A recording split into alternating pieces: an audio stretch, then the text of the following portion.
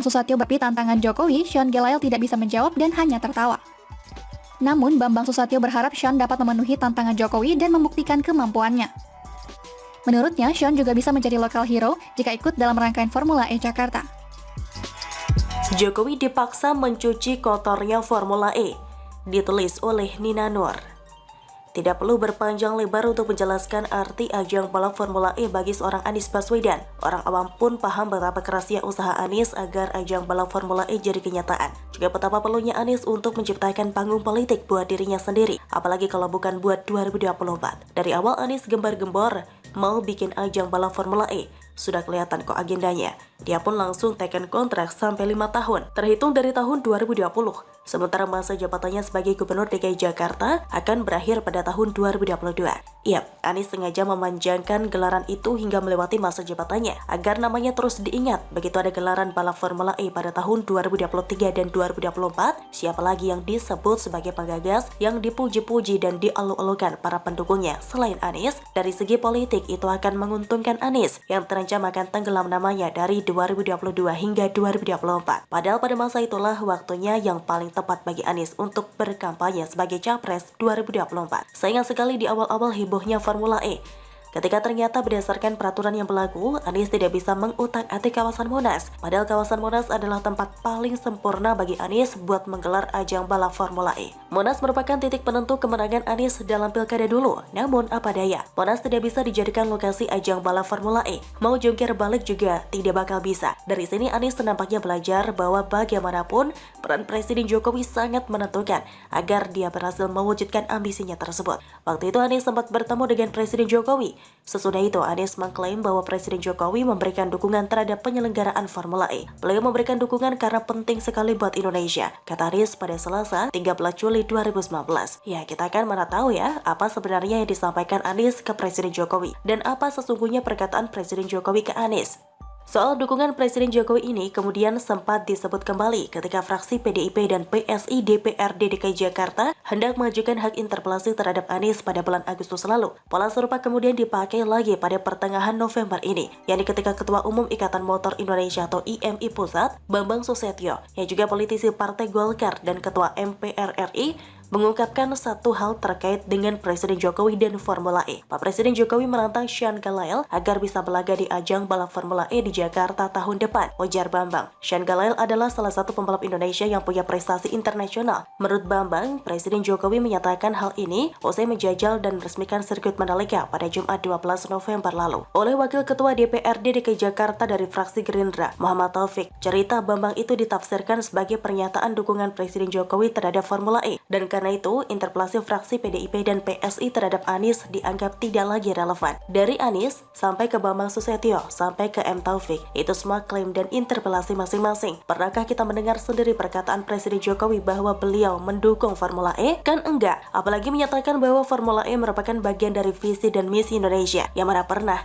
Kalau didukung oleh Presiden Jokowi, pasti dananya tidak akan diambil dari uang rakyat, tidak akan membuang-buang duit rakyat. Pasti akan ada pihak swasta yang menanggung dananya dan ditangani secara profesional. Pasti studi kelayakannya tidak akan diminta untuk diulangi karena tidak dilakukan dengan benar. Gak percaya? Tanya saja sama Menteri BUMN Erick Thohir. Ketika ditanya mengapa Kementerian BUMN tidak mengerahkan BUMN untuk membantu Formula E, apa jawaban Menteri Erick? Saya bilang mohon maaf, bukannya saya tidak mau bantu, tapi penugasannya bukan itu. BUMN akan turun selama penugasan dari Bapak Presiden. Karena harap ingat, visi cuma dimiliki Bapak Presiden. Kita pembantu ya, kita jalankan, tegas Erick. Jelas ya, tidak pernah ada instruksi dari Presiden Jokowi terkait Formula E. Oleh sebab itu, klaim bahwa Presiden Jokowi mendukung Formula E adalah klaim yang sangat lemah. Tentunya pihak-pihak yang berkepentingan tidak berhenti begitu saja. Kembali tercium adanya upaya untuk menarik Presiden Jokowi ke posisi yang membackup Anies. Ini terjadi kemarin dalam jumpa pers terkait Formula E. Baik co-founder Formula E, Alberto Longo maupun Bambang Susatyo, lagi menyatakan seakan Formula E ini jadi proyek pemerintah pusat di bawah Presiden Jokowi. Kami minta arahan Presiden Jokowi soal alternatif lokasi. Kalau di beberapa negara, tempat ikonik yang terpilih. Saya gak tahu Presiden dan Alberto, kami menunggu arahan dari mereka. Presiden akan memilih, Alberto bakal bahas tadi soal plus minus jalur-jalur tersebut. Ujar Bambang terkait lokasi Formula E yang hingga saat ini belum ketahuan bakal di mana. Kami akan mengajukan proposal ke Presiden Indonesia, beliau yang akan mengambil keputusan, ujar Alberto Longo. Keputusan ini akan diumumkan sebelum Natal, tambah Alberto. Loh, Anies kemana? Dalam jumpa pers kemarin, Anies tidak hadir. Mungkin sengaja agar perhatian menjadi benar-benar terpusat ke Presiden Jokowi. Anies juga tidak disebut-sebut dalam soal penentuan lokasi. Padahal kita semua tahu bahwa Formula E ini adalah proyek milik Anies seutuhnya. Karena kalau memang ada peran Presiden Jokowi di sana, lokasinya tidak pasti bakal di Jakarta. Bisa saja lokasinya pindah ke BSD Tangerang Selatan. Di sana jalannya luas, banyak jalanan baru yang layak untuk menjadi lokasi. Misalnya yang berdekatan dengan ICE-BSD, tempat penyelenggaraan berbagai event pameran, dekat dengan Bandara Soekarno-Hatta. Hotel pun banyak, logis kan? Lalu kenapa Presiden Jokowi terus saja ditarik-tarik agar jadi bagian dari perhelatan Formula E ini? Ada berbagai alasan yang bisa saya kemukakan, seperti tidak jelasnya manfaat ekonomi yang bakal diperoleh. Rakyat Indonesia lebih akrab dengan MotoGP dong ketimbang Formula E, siapa yang mau nonton? Apa jaminannya kalau Formula E akan menarik wisatawan asing? Sementara di negara lain saja menderita kerugian, dan sekarang soal Formula E sudah mulai masuk KPK. Terus nanti kalau terbukti ada unsur korupsinya, apakah kesalahan akan dilemparkan ke Presiden Jokowi? Karena sebagai pihak yang mendukung, sedangkan Anies bakal punya tempat berlindung yang paten. Nah, paham kan? Selalu dari kora-kora. Bagaimana menurut Anda? Silahkan tulis pendapat Anda di kolom komentar. Terima kasih sudah menyaksikan channel Siwar TV.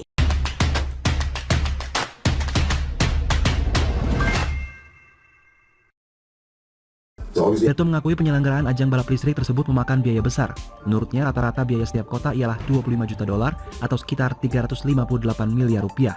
Pada 3 September lalu, politikus PSI Anggara Wicitra Sastromi Jojo mengklaim kota-kota lain yang menyelenggarakan Formula E tidak punya klausul komitmen fee kecuali Pak Jokowi, hati-hati. Jangan terima bola panas Formula E sebelum semuanya jelas. Ditulis oleh Widodo SP. Di tengah kabar Komisi Pemberantasan Korupsi atau KPK akan memperdalam dugaan adanya tindak pidana korupsi terkait rencana penyelenggaraan Formula E, mendadak muncul berita diadakannya konferensi pers yang dihadiri oleh co-founder Formula E dan Ketua MPR RI Bambang Susatyo atau Bamsud. Dari kedua orang ini, seperti lansiran pemberitaan Kompas.com, bahkan terdengar pernyataan yang terkesan bombastis terkait perkembangan rencana Formula E yang kabarnya akan digelar di Jakarta pada awal Juni 2022 nanti.